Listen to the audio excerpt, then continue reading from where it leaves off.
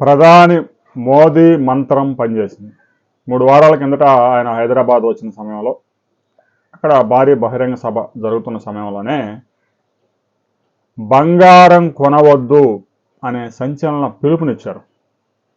Petrol diesel ఆదా చేసుకోండి అని కూడా చెప్పారు. దేశంలో అతి భారీ నిర్మాణాలను కొన్ని రోజులు ఆపుకోండి అని కూడా ఆయన సూచించారు. అయితే బంగారం ధరలు ఇప్పటికే చుక్కల్లో ఉన్నాయి. బంగారం కొనడం అంటే అదేదో కూరగాయలు కొనంత ఈజీ కాదు వ్యవహారం.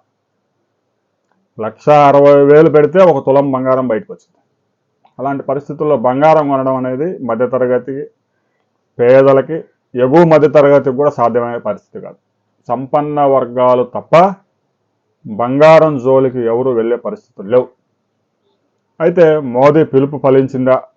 బంగారం ధరలు ఇప్పటికే చుక్కలను దాగడంతో ఎవరు దాని జోలికి వెళ్ళడం లేదా అనేది పక్కన పెడితే, గడిచిన 2 వారాల్లో భారత్ బంగారం దిగుమతులు 70% పతనమైపోయాయి. ప్రతి సంవత్సరం భారత్ 800 టన్నుల బంగారాన్ని దిగుమతి చేసుకుంటూ ఉంది.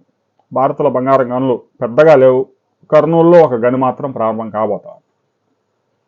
ఇక ప్రతి నెల 73 టన్నుల బంగారాన్ని భారత్ దిగుమతి చేసుకుంటూ ఉంది. అంటే వారానికి సగటున 18 టన్నుల బంగారం దిగుమతి అవుతుంది. అయితే గడిచిన 2 వారాల్లో 70% పైగా బంగారం దిగుమతి పతనమై కేవలం 7.5 టన్నులు మాత్రమే బంగారం విదేశాల నుంచి దిగుమతి అయింది. బంగారం అమ్మకాలు పూర్తిగా తగ్గిపోయాయి. సేల్స్ లేవు. పెద్ద పెద్ద జ్యువెలరీ షాపుల్లోనే ఈగలు తోలుతా ఉన్నారు. వారు పాత నగలు ఇచ్చి కొత్త నగలు తీసుకెళ్ళండి, రకరకాల పథకాలతో రోజులు నెట్టుకొస్తూ ఉన్నారు.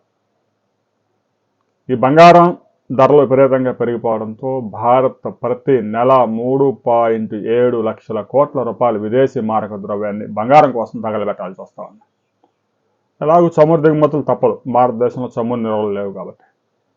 మరొక వైపు బంగారం, మరొక వైపు ఎలక్ట్రానిక్ వస్తువులు, ఇవన్నీ కలిపి భారత్ ప్రతి నెల 12 లక్షల కోట్ల రూపాయలు విదేశీ మారక ద్రవ్యాన్ని చెల్లింపులు చేయాల్సి వస్తుంది. ఇదే విధంగా ముందుకు దూసుకెళ్తే రాబోయే రోజుల్లో చెల్లింపులు చేయడానికి అమెరికా డాలర్లు కూడా భారత్ వద్ద లభించే అవకాశం ఉంది. దాంతో భారత్ ప్రధాని హెచ్చరికలు జారీ చేశారు.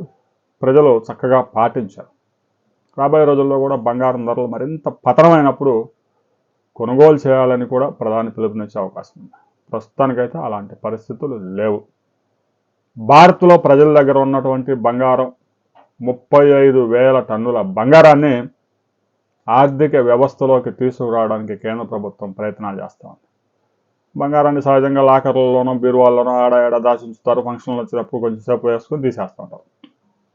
ఇక అలా కాకుండా బ్యాంకులో లాకర్లో బంగారం పెడితే బంగారం పెట్టిన వారికి వడ్డీ ఇచ్చే పథకాన్ని త్వరలో కేంద్ర ఆర్థిక శాఖ ప్రకటించబోతా ఉంది. ఆ పథకం వివరాలతో మరో వీడియోలో మనం కలుసుకుందాం.